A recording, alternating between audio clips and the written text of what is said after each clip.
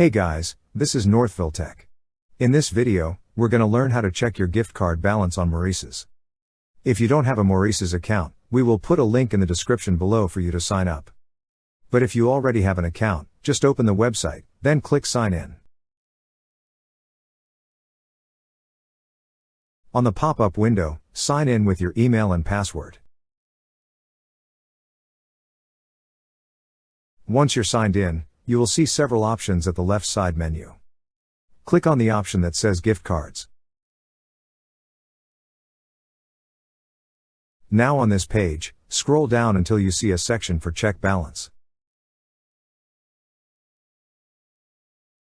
On the field provided, enter your gift card number and PIN. After entering, click on Check Balance. That's how you check your gift card balance on Maurices. Thank you so much guys for watching, and if you have not yet subscribed to our YouTube channel, please subscribe to our YouTube channel as we create tech videos almost every day. Also, check out our website northvilletech.com for great tech articles, and our recommended resources in the description below for various sign-up bonuses.